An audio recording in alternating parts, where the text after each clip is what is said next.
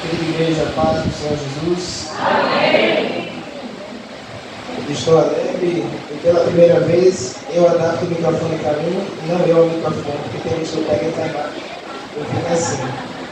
E eu estou muito alegre, não porque tenho oportunidade, mas porque o Senhor me dá vida, me dá vida e abundância, porque Ele é a mulher mais linda do mundo, a minha vovó, de rosa. Essa maravilhosa está aqui. Meu irmão também. Louvar o nome do Senhor, daqui a pouco são os meus pais, viu? Não pense que não, mas como a gente já tem aprendido, a promessa ela se cumpre. Queridos, Alemanha. O que é que a gente pode falar sobre a Alemanha? Sei que temos um relatório, mas o Senhor coloca no coração uma palavra que tem os seus pontos baixos no que diz respeito à nossa alegria, mas que também traz um renovo. Porque é importante a igreja abrir os olhos para o cenário do mundo atual. Porque a Alemanha, que é o berço que fez nascer a reforma protestante, que nos trouxe neste lugar, um berço que trouxe avivamentos, como também na Escócia, País de Gales, Inglaterra, que trouxe missões, é até chamado missão reversa, quando a gente envia missionários a esses países. Porque outrora eles enviaram a nós, mas hoje eles são países. Hoje, esse país que trouxe teólogos, está desfilhado, não tem filhos, é como um feto abortado, como a vida de um jovem interrompida no meio do seu caminho, precocemente. A Europa, ela tem passado por um grande esfriamento espiritual. Os irmãos podem perceber, muitas vezes as pessoas dizem, poxa, mas vai fazer missão em Orlando, em Berlim, em Paris, mas estes são os países mais frios. Não à toa que a população naturalmente tem uma inclinação a não ser tão fervorosa a recepção com os outros. Você dá um bom dia, nem olha na sua cara. Imagina pregar o evangelho em um lugar desses. Também, em apenas 3 anos, irmão, na Alemanha, de 2022 até 2025, 160% dos crimes contra cristãos aumentaram. Veja, em apenas 3 anos, mais de 100% de violência contra cristãos tem aumentado, e isso inclui assassinato, irmãos. O governo, ele fecha os olhos. Os políticos, sacerdotes e defensores da vida, da política mentirosa se omitem. Porque o único, irmãos, que se interessa com quem é do céu é o dono do céu. Não pense que vai ter causa trabalhista, que vai ter partido político, que vai se importar com a igreja que ora, que persegue o inimigo, que é rendida aos pés do Senhor. Porque uma igreja verdadeiramente serva de Cristo não pode agradar ao mundo. Porque lá em 2 Timóteo 13:12 diz que o servo de Cristo deve padecer perseguições. A Bíblia inteira nos revela isso. A igreja do Senhor, ela é culpada. É culpada por todas essas mortes, por todas essas negligências, no tocante a tanto serem atacados quanto diminuírem.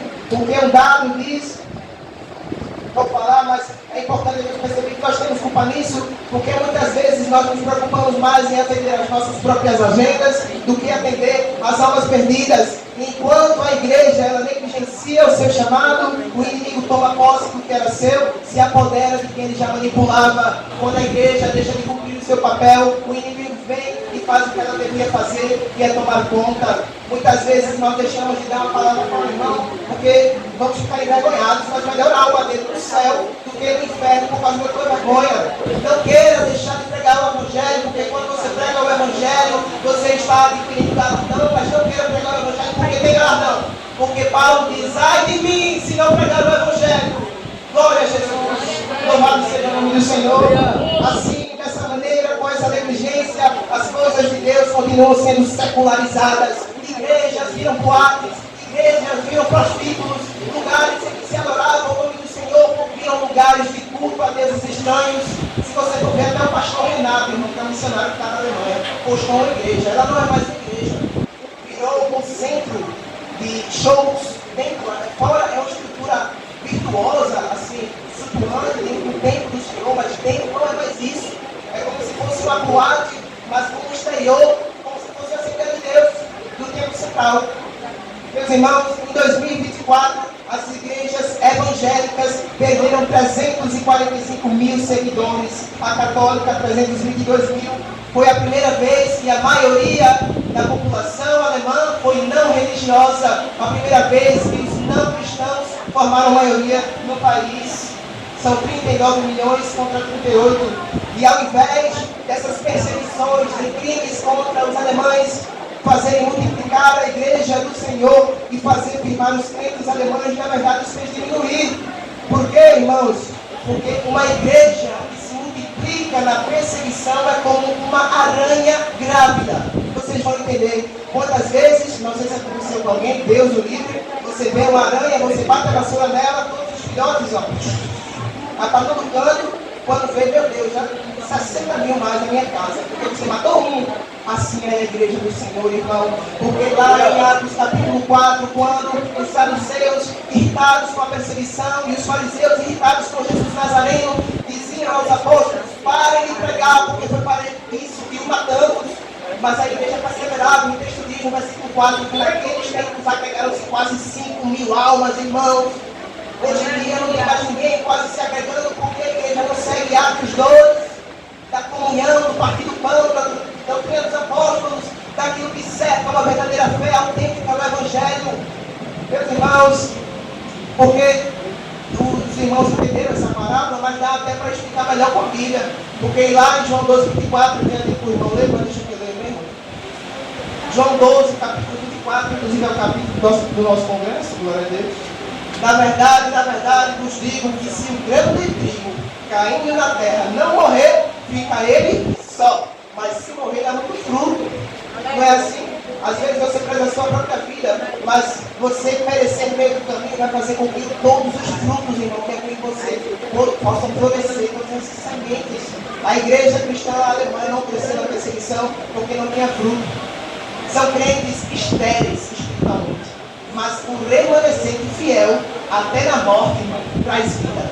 Porque lá em 2 Reis, capítulo 13, versículo 21, 20 e 21, quando o profeta Eliseu morre, ele é sepultado. E aí vão trazer, além daquele contexto israelita, um outro varão que a Bíblia não nomeia, mas eles vão enterrá-lo naquele mesmo ambiente. Aí tem uma larinha de guerra, a trombeta soa, meu Deus, o Moabita invadiu, o que é que eu faço com esse homem, Jesus? Joga aí em outra cova. Quando ele caiu nos ossos do profeta, quando ele tocou nos ossos do profeta, o varão reviveu e ficou em pé sobre o profeta até na morte, o crente da vida.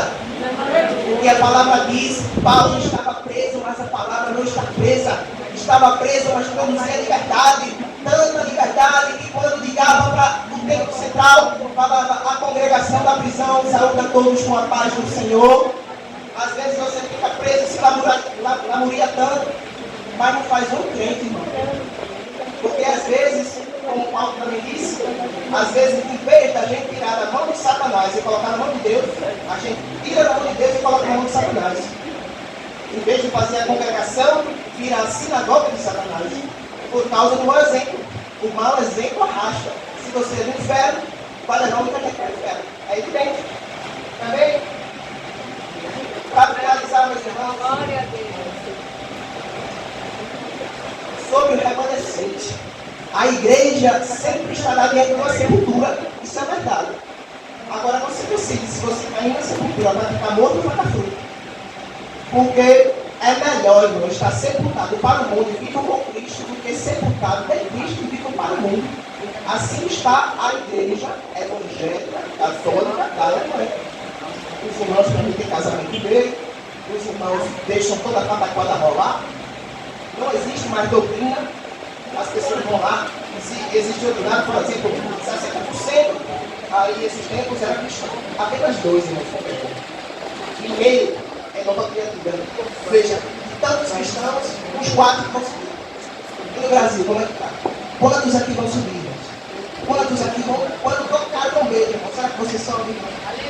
Será que você tem certeza de salvação, irmão? Queridos, uma igreja que não dá fruto, Jesus quebra da videira e joga no fogo.